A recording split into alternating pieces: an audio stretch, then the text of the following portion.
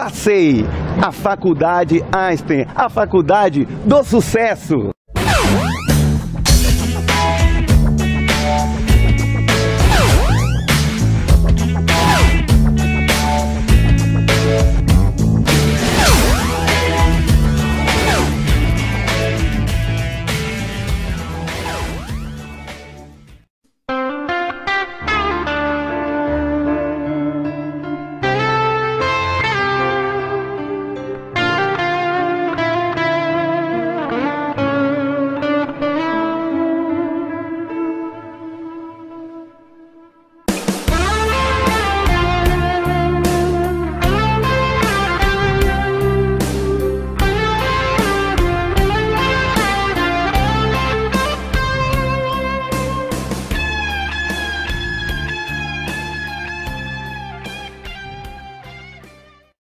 As artes marciais têm crescido muito nesses últimos anos, principalmente pelos fatos de que ela adentra em todo o contexto da esportividade, ludicidade, visão sinestésica, todo o contexto de educação. Educar é a transmissão de informações historicamente adquiridas. Não basta somente educar.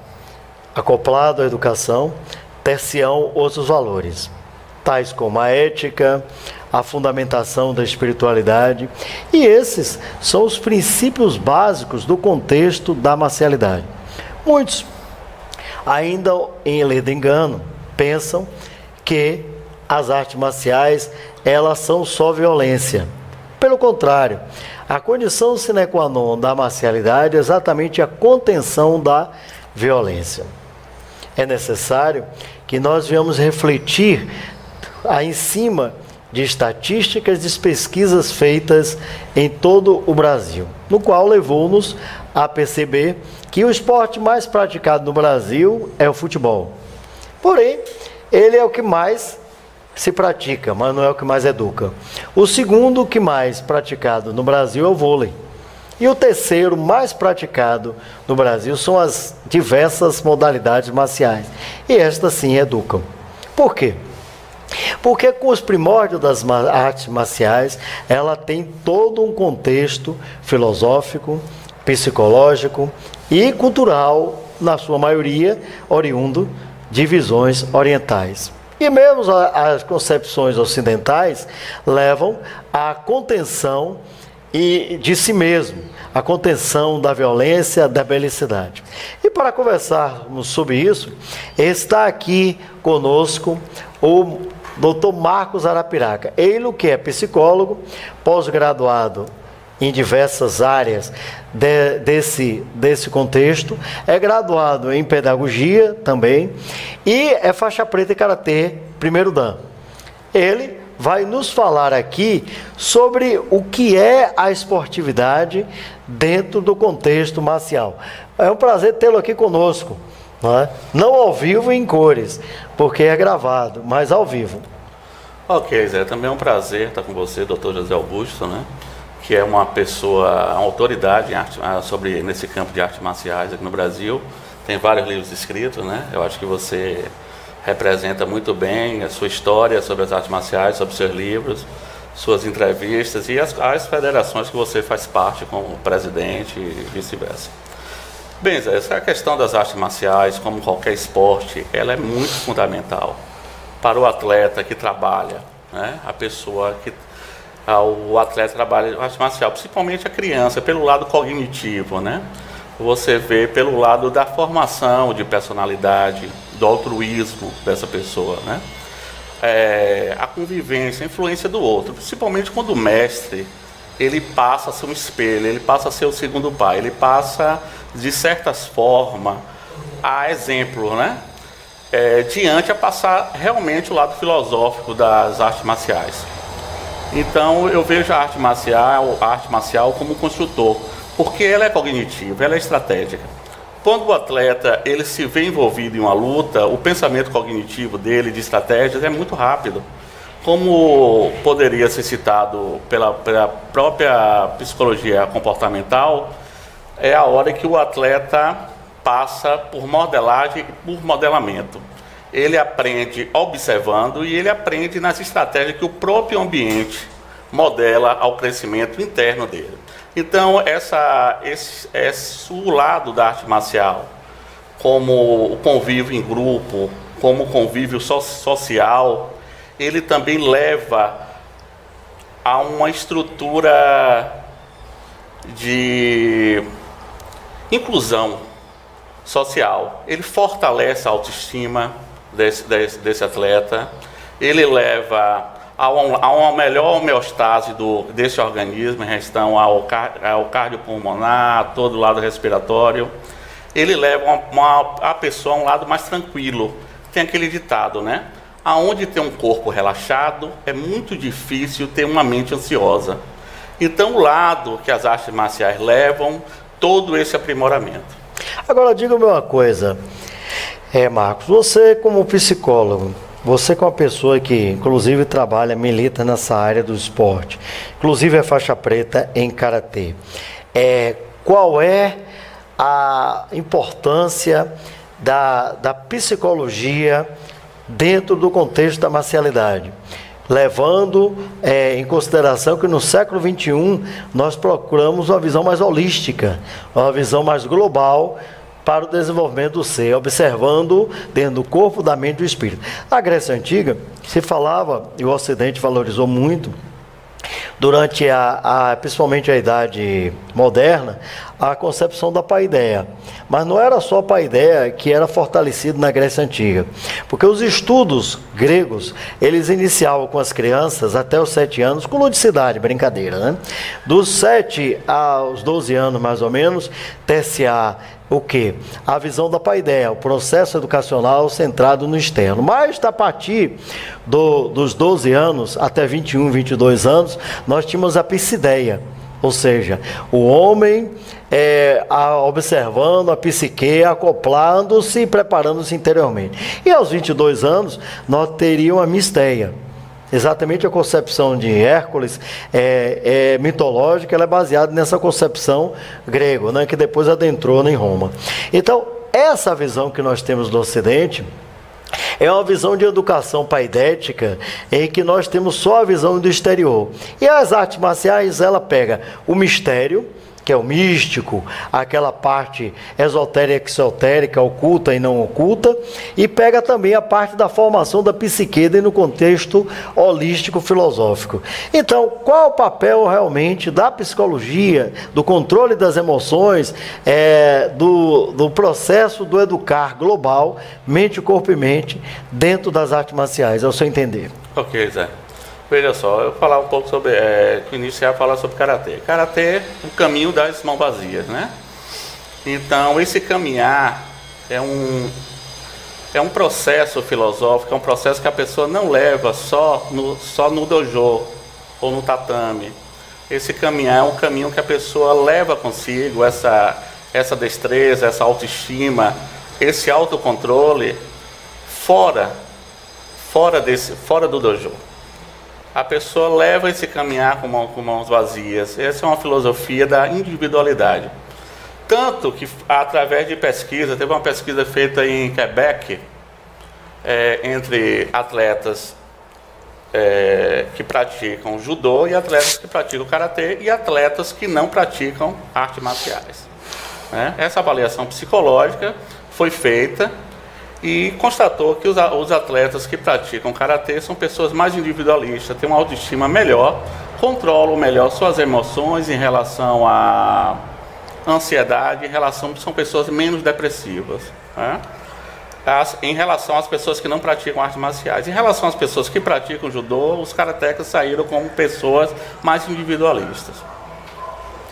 Então, a filosofia no Oriente, ela vê de uma forma o lado psicológico, um pouco diferente da nossa filosofia do tratamento psicológico aqui no Ocidente. Em relação a todo esse contexto de marcialidade, vemos o que? A hierarquia, a questão do simbolismo, a questão das cores, a questão das faixas. A questão da faixa, ela surte um efeito fantástico Porque quando você faz uma troca de faixa de uma criança, que é a faixa branca para a faixa amarela ou para a faixa laranja, você vê um empoderamento, um sentir-se capaz. Tem faixas marrom, que quando eles chegam a preta, eles começam a ter um potencial que veio, que a pessoa não sabe de onde, certo? Então, o lado da marcialidade, como eu já falei um pouco antes, é o lado cognitivo, ele ativa muito essas regiões cognitivas. A questão da luta hoje, ela, como você falou, na questão dos gregos, dos romanos, hoje tem as lutas, os vale-tudos, os MMA. Essas lutas também geram muito estresse. Essa questão de estresse é muito diferenciada de atleta para atleta. Existem atletas que dormem antes de fazer o combate. Existem atletas que dá um nervosismo, dá uma ansiedade forte. Então, o comportamento de atleta para atleta é uma coisa muito diferenciada. A psicologia vem justamente para isso. A psicologia vem para fazer avaliação, para ver cada atleta, cada ritmo, cada pessoa no seu lugar, no seu tempo, respeitar essa pessoa, levar com que a pessoa conheça o seu lado psicológico, não só trabalhar o lado físico, que é muito importante o lado físico, mas também trabalhar o lado psicológico, o lado mental. Esse trabalho no lado mental, a pessoa pode trabalhar com gatilhos para descobrir suas emoções, para levar ao autocontrole, a chegar a ter uma motivação, ou perder o medo, ou ter um incentivo maior em relação a todo esse desgaste que é feito através dos psicólogos hoje. Atuam muito hoje na psicologia, no futebol. Aqui no Brasil ainda é muito fraco, mas em outros países como China, como o Japão, Estados Unidos e Canadá, a psicologia do esporte é muito forte, certo? E eu acho que dá um ramo ainda que está em crescimento. É interessante quando você fala, estresse é uma resposta fisiológica e ou psicológica a um agente estressor. E o processo, você falou da homeostase, o processo da homeostase, que é o equilíbrio, ela é muito subjetiva, porque cada indivíduo ter-se-á a sua homeostase de acordo a diversos fatores. Mas, tanto eu como você, praticamos artes marciais orientais, né? Todas as artes marciais que eu pratiquei, inclusive Kapap e Krav Maga, né, que eu tive em Israel e tudo mais, são artes marciais com origem no Oriente. Independente, vamos tirar a parte da islâmica, ou desculpe, judaica, que está acoplada à concepção do Krav Maga e o Kapap, mas as artes marciais orientais, ela foi desenvolvida a partir de Buda, Dharma Dashi, 28º patriarca do budismo. E ela baseou-se em alguns princípios, né, para a formulação do Bushido. A visão do shintoísmo, que é exatamente uma concepção de hierarquia e respeitabilidade, que o shintoísmo, por sua vez, ela tem todo um surgimento no Japão e a representatividade do Japão enquanto concepção religiosa. Nós temos a visão do budismo, onde adentra o Dhyana, chamada pelos chineses de Shen, pelos coreanos de Sun e pelos japoneses de Zen, não é? Que parte do contexto da meditação.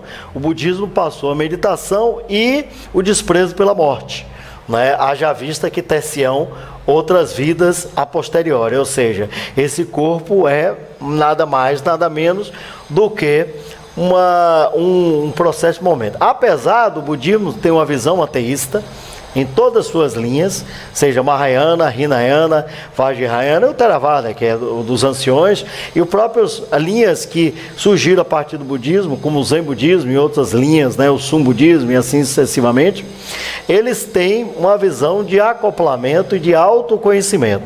E o terceiro, dentro do contexto do Bushido, é exatamente a visão do confucionismo, que tem muita coisa obtida por osmose a partir do Laozi, do taoísmo, em que a valorização à família, a valorização ao Estado, a honra e a dignidade. Esses princípios são basilares também para o equilíbrio do ser humano.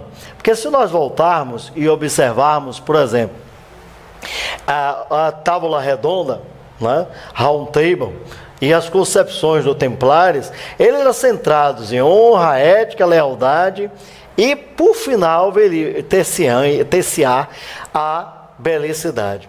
É importante nesse contexto, após esse apanhado sócio-histórico-filosófico que eu fiz, a psicologia aparecer para fazer com que a pessoa resgate esses valores e ao mesmo tempo se alicerce no mundo estressado e cheio de traumas, trauma ferida que estamos a viver? Com certeza, Zé. Eu acho que a sua pergunta já responde um pouco, né, sobre isso, é uma coisa lógica. Mas a questão da psicologia, ela vem muito para o caminho de voltar-se, né, para compreender-se, para que o atleta volte, para que o atleta reveja os seus anseios, né? Dentro do lado do esporte, ou da marcialidade, ou do que se pratica, mas tanto também do lado externo, né? Às vezes, uma crise financeira ou uma crise familiar pode estar afetando o lado esportivo dele, no caso profissional, né? Como uma ansiedade muito grande e não souber controlar isso em relação a uma competição ou uma véspera de um campeonato, de uma luta, né? Pode causar um certo medo. Então, esse lado do treino, uma pessoa quando ela treina muito, quando ela está muito capaz, ela já é capaz muito de superar tudo isso. Mas esse lado, essa modelação, ela pode vir com o tempo. Então, os atletas um pouco menos experientes, que não têm esse lado cognitivo, esse lado estratégico, é muito bom ele fazer uma avaliação psicológica, ele ir a um psicólogo do esporte ou um psicólogo normal, caso outros fatores, outras variáveis possam estar interferindo nesse rendimento esportivo, né? Agora, diga-me uma coisa, você falou uma coisa interessante. A psicologia é parida no Ocidente a partir do empirismo. O século XIX é até engraçado quando você adentra na internet e vê nos livros o surgimento da psicologia. A psicologia nasce junto com a filosofia. Se você voltar no tempo, eu não vou entrar nem no Ocidente, no Oriente, vou chegar só ao Ocidente. Você tem a concepção de Sêneca, dos Epicuros, de Sêneca, de Epicuro, do Jardim, né, da visão hedonista, que era contrária à visão estoica de Sêneca, né? Mas você tinha concepções de autoajuda. Se você beber na visão de Francis Bacon, que é até empírico, né? Mas você vai encontrar muitos alicerces da concepções da psicologia. Se você entrar na concepção existencial das Confissões de Santo Agostinho, se você entrar em Renato Cartésio, Mente e Corpo, né? René Descartes, você vai encontrar muitas coisas que hoje a psicologia, de uma forma empírica, organicista, simplesmente perceptível através do mundo sentido, entra em choque de egrégoras a partir do surgimento do seu próprio nome. Porque a psicologia, na verdade, é estudo da alma, e estudar-se-á tudo, menos a alma. Não é? O espírito, o contexto da espiritualidade, ela é eliminada, porque essa é a concepção empírica, essa é a concepção aristotélica, essa é a concepção de Francis Bacon, essa é a concepção de Locke, o Homo tabula rasa, sociedade o molda. Essa é o empirismo aplicado do século XIX através das concepções de Augusto Comte. Aí nós encontramos hoje um século XXI em que tenta fazer uma concepção hegeliana de tese, antítese e síntese, onde pegar-se a espiritualidade, a negação da espiritualidade e facear alguma coisa para a felicidade da humanidade. Onde que podemos trabalhar em termo humanístico e não somente empírico, com os resultados de dados, com objetividade científica, na qual observação, criação de hipótese, resposta provisória e hipótese modificada, experimentação e generalização dentro da marcialidade, da evolução das crianças e da evolução como ser humano dentro de uma visão humanista, existencial, fenomenológica. Essa questão da arte marcial, hoje em dia, já tem estudo, já é colocado em prática, né? A questão com crianças especiais, crianças com síndrome de Down, né? Onde a coordenação motora ela é muito ativa, onde se cria estratégias, onde o fortalecimento muscular é muito bom. Então isso gera um mecanismo cognitivo que estimula outros fatores que contribuem nos estudos, no cognitivo, nas relações sociais. Essa questão da marcialidade, ela tira crianças de rua, ela fortalece a autoestima, ela cria o altruísmo, né? Ela fortalece a empatia também em todos os casos. Ela dá um vaso de resiliência, né? Nessas crianças também muito forte, certo? Então, de todas as formas, de um lado cognitivo, que tem estratégias, a luta por si só, de uma forma filosófica de pensar, o falar lutar, como todos colocam, são as relações, são os enfrentamentos que nós temos todos os dias. Então, esses enfrentamentos, eles não é só um enfrentamento de luta real, mas é um enfrentamento com vários obstáculos da rejeição, obstáculos da aceitação, obstáculos de uma sociedade que não é educada para respeitar o próximo, para colaborar, né? Para discernir amor. Então, esse lado da marcialidade como estratégia, como a pessoa ela adquire uma estratégia interna. Com o tempo, não pode se falar que uma pessoa entra numa academia hoje, com 3, 4 meses, essa criança tem uma mudança. Mas uma mudança de 3 anos, uma prática com 3 anos, você pode ver mudanças. Você sente uma mudança quando o atleta ele é aplicado. Então, o lado marcial, filosoficamente, não só o filosófico escrito, mas uma filosofia que ela é passada na aula, ela é passada no dia, nas formas de ver, de pensar, de ser calmo, de controlar um golpe, de não machucar o adversário, de fazer um trabalho em equipe, para os comitês, para as lutas, no próprio judô, de controlar a queda, entendeu? O oriental tem muito essa questão do aprender a cair, porque nós orientais, geralmente nós não aprendemos a cair. Nós ocidentais. Nós ocidentais não aprendemos a cair. Então o oriental leva muito essa questão do cair para levantar-se. Sempre é uma queda, sempre está caindo, sempre está se levantando. Então a questão do cair, aprender a levantar-se, de uma forma até por osmose, que a arte marcial passa, é um aprendizado muito forte. É um aprendizado que a pessoa leva para o resto da vida, a questão da persistência, a questão de não abandonar, de não retroceder, de sempre estar se auto-aprimorando, porque quanto mais se pratica, mais aprimoramento existe. Existe uma máxima na qual Buddha, Mandaruma Dashi, 28º patriarca do budismo, quando ele saiu da Índia, né, ele foi até a China. Em sua trajetória, ele teve muito choque de egrégoras. Por quê?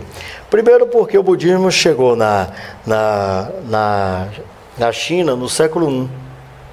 E os imperadores, os líderes políticos eram os déspotas.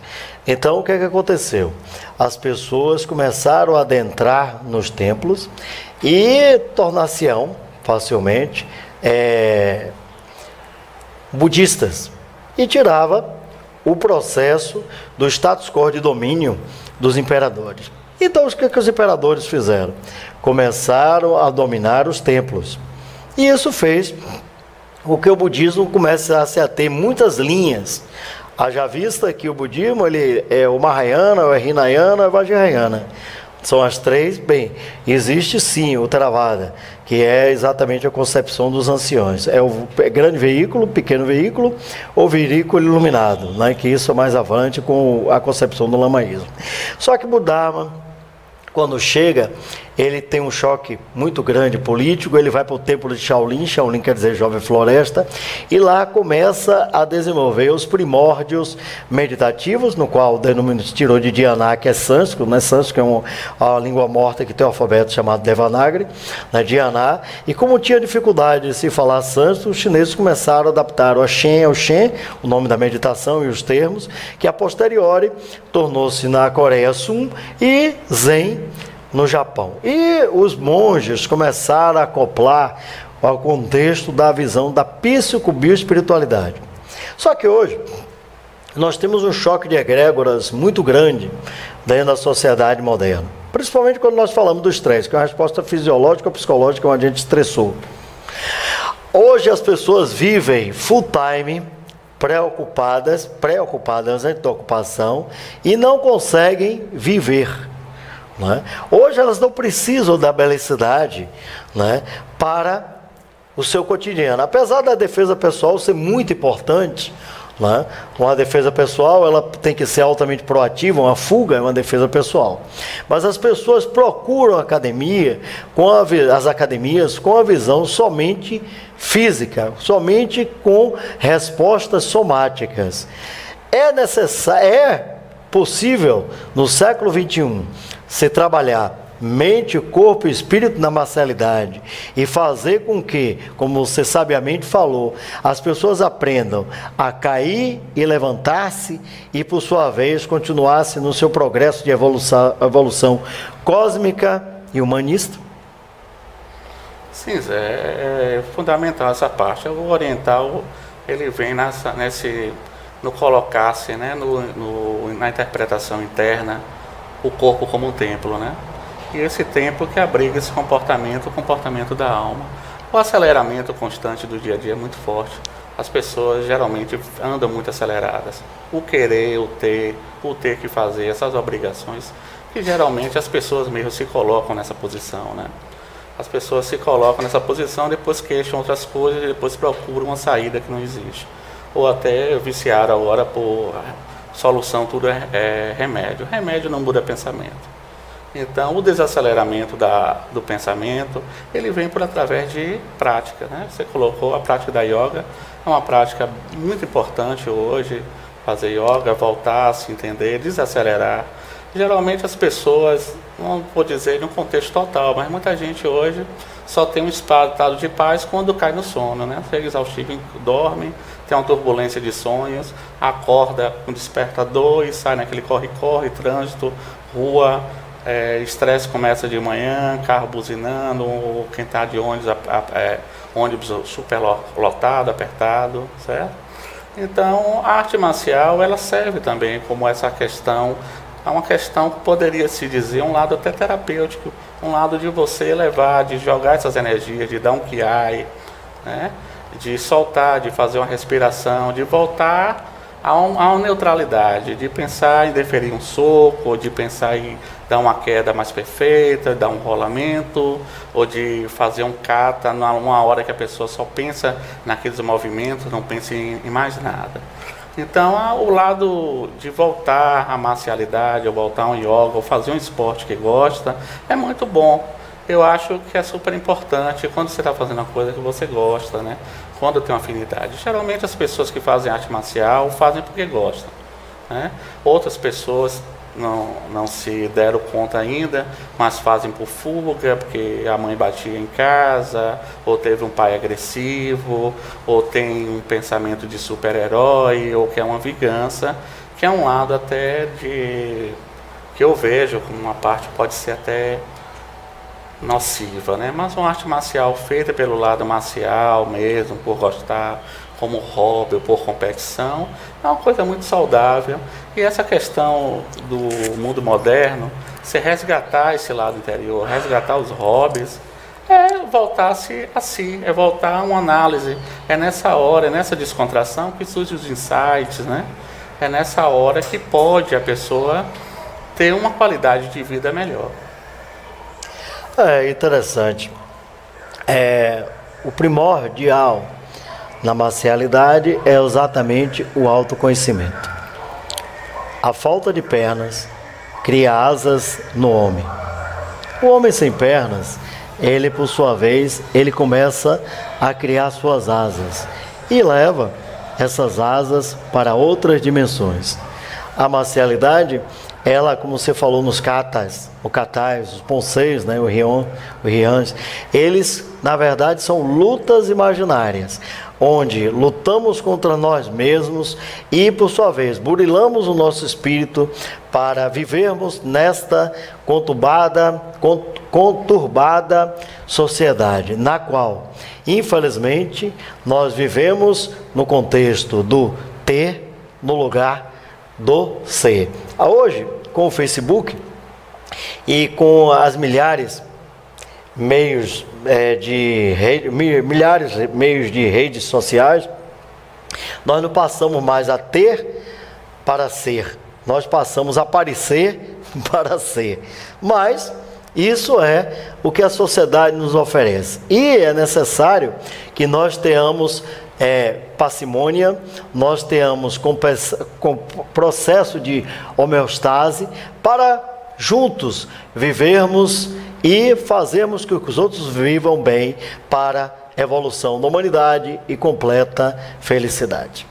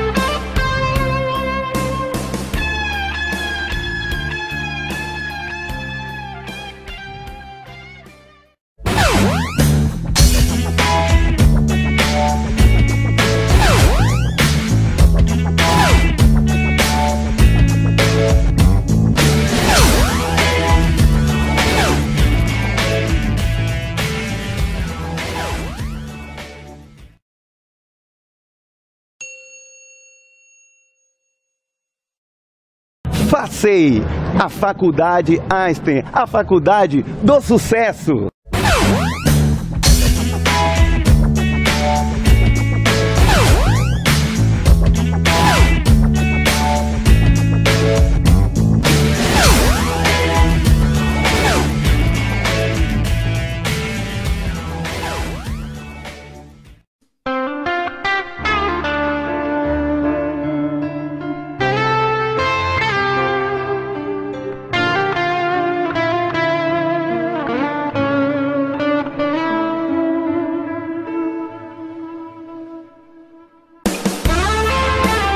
Todo o Brasil, no qual levou-nos a perceber que o esporte mais praticado no Brasil é o futebol.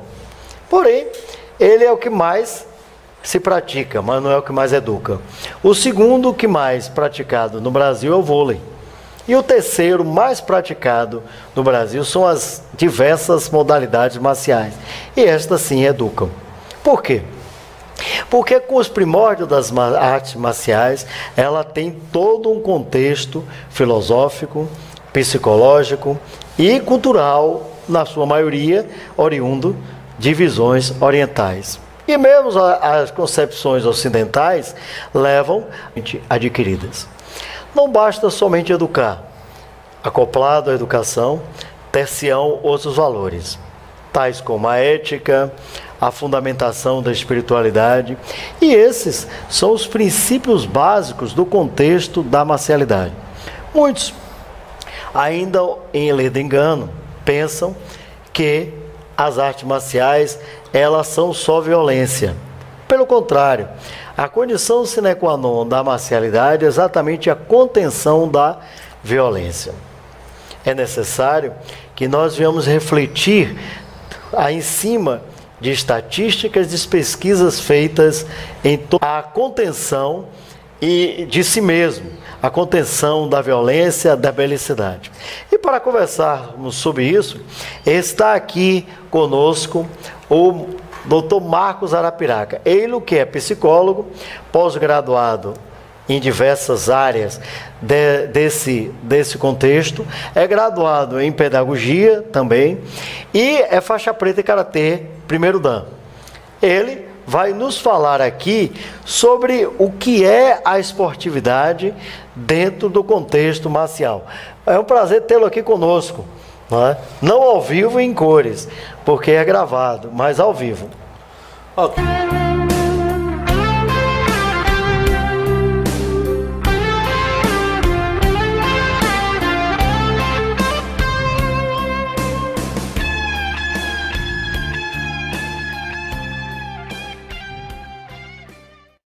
As artes marciais têm crescido muito nesses últimos anos, principalmente pelos fatos de que ela adentra em todo o contexto da esportividade, ludicidade, visão sinestésica, todo o contexto de educação. Educar é a transmissão de informações historicamente